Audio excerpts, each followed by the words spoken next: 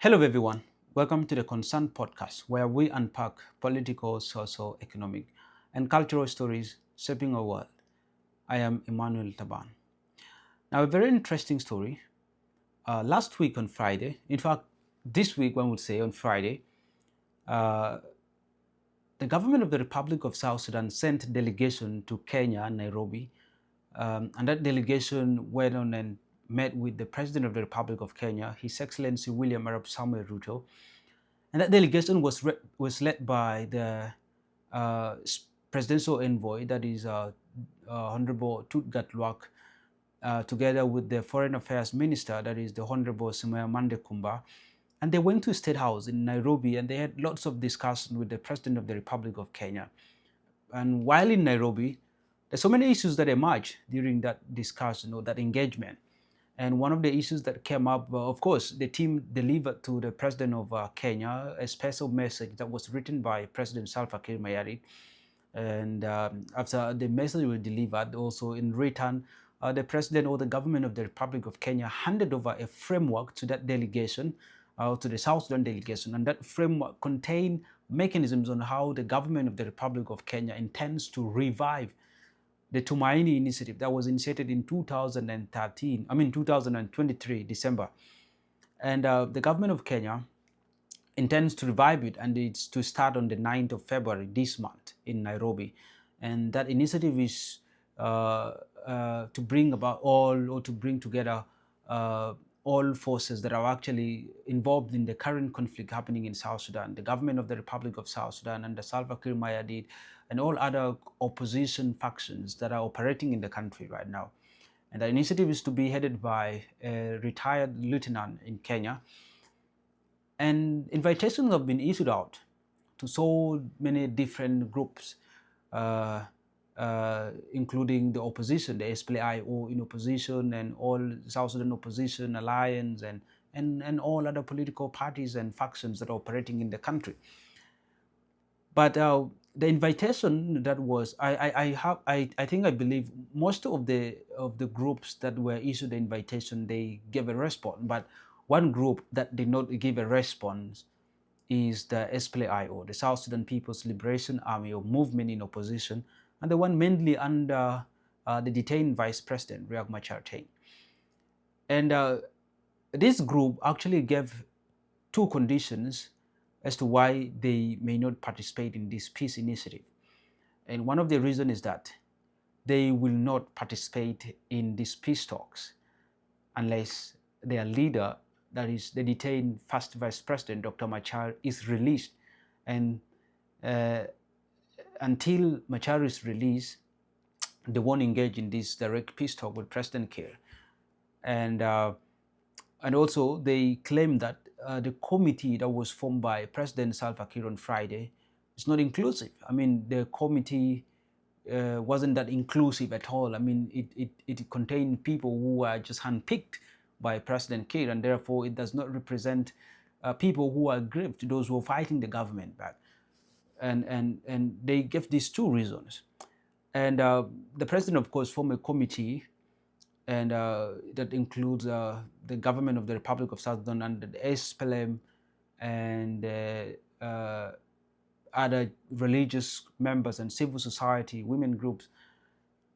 But the reasons I feel that the SPLIO really have a very legit reason as to why they want to participate in these peace talks when Machar is released. I know that the argument that the government might give is that this is a judicious process, and that it's not just up to the government of the Republic of South Sudan to decide whether to release Machar or detain, and that this is a legal process that have to go through all legal procedures. And a government or the president cannot just wake up early in the morning and decide that I'll suspend this case when it has reached the stage that it is in right now. So ultimately, the president of the Republic of South Sudan will actually witness a moment where Machar would either be declared guilty or innocent during this process, and that does not rest at all on President Kiir. That will entirely rest on the judiciary of the country. But also, I feel that, of course, the SPLIO at some point they are very right that any peace talks without Machar, I think it's just a joke, because we have read it and we have known individually as South Sudanese that Machar is one of the most important figures in the country. And when we are talking about peace, it becomes more of a joke if we exclude him from it. And therefore, for any meaningful peace and any meaningful engagement to happen in the country, therefore, the presence of Machar has to be considered very, very important. And I feel that is where the SPLIO got it right. But regarding the issue of President Salva Kiir forming the dialogue committee, which is to look up to the issues that are going to be discussed, I believe, in this peace talk, which some of them include the issues to deal with, or how to conduct and handle credible elections, and how to focus and get back into some of the major issues after the elections, like making a permanent constitution. When you get into talks like these, when you get into a dialogue like this, it becomes very, very important that you have to really give people the freedom to choose the people to represent their groups or their factions.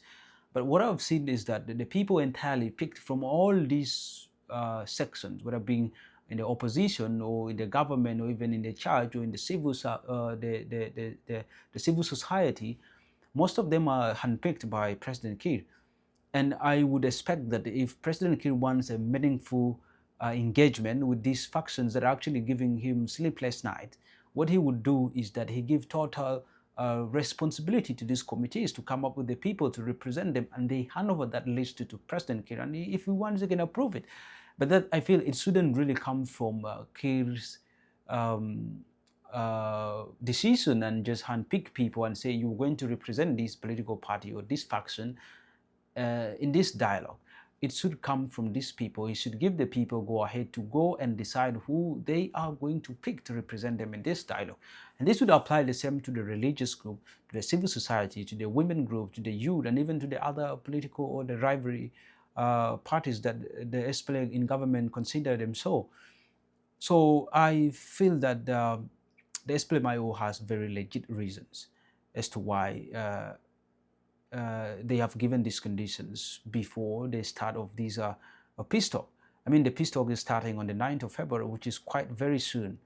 And there's no response from the SPLIO and the Machar's faction to get involved in this. And yeah, I feel just any peace talk without the involvement of Machar, for sure, is not something that South Sudanese should gaze their eyes on, or they should stare at. I mean, there's nothing that is going to come out of such an initiative that is not inclusive, an initiative that is unilateral. I mean, that it took only a section of a clique of people to choose the people that they feel will represent their views in that dialogue. It's okay to have people with divergent views to get involved in this. I mean, that is where we have to sort things right. If you have people who possess different perspective or possess different views on how things should be done, in fact, that is the major problem in the country, is that we have people with very, very strong sentiments and feeling about certain things, but we don't let them come out and speak about this so we can find solutions for them. So I feel until we consider people with these opinions, and people who are critical opponents of the government, and ask them how they want to offer an alternative or how they want things to get done, then I think we're not going anywhere as a country. So I feel this is something that the president has to do, and he really has to involve the SPLIO fully in this process. And I also pray that the judiciary try to gear up with the whole process of the prosecution of Machar, so that we know the fate of Machar in the politics of the country. If he is guilty, and we know where that will take him, and if he's proven innocent, then he'll be left set free to come and participate in his political activities that he intends to do in the country as well. I think this is totally up to the judiciary of the country. But thank you, guys. So this is my take on the issue of the slated peace talk that is about to happen on the 9th of February in Nairobi, Kenya, as initiated by the President of the Republic of Kenya, His Excellency William Arap Samoei Ruto. Tell us in the comment section what you think about this. And of course, if you want us to talk about something that you feel is very important, please just email us or just WhatsApp us on this number below. and we can be in position to talk about your interesting topics.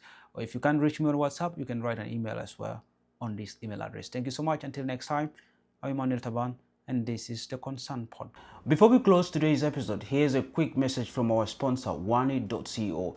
If you've been planning to build a website, but the cost has been holding you back, Wanit.co makes it affordable and stress-free this time around. Whether you are an individual, a non-profit organization, or a business, Wanit.co designs professional websites starting from as cheap as $250. Individuals can actually launch with a starter website of up to 7 pages and a free email, or choose an advanced option with unlimited pages, a professional portfolio, and branding support. For non-profit organizations, they can select flexible packages from basic websites to premium solutions with e-commerce features and ongoing support. And for business companies, Wanit.co delivers company-ready website with hosting, staff training, and multi-link options and online stores. And the best part of it is actually that you can build your dream website within your budget. Wanit.co is an affordable, accessible, and professional partner.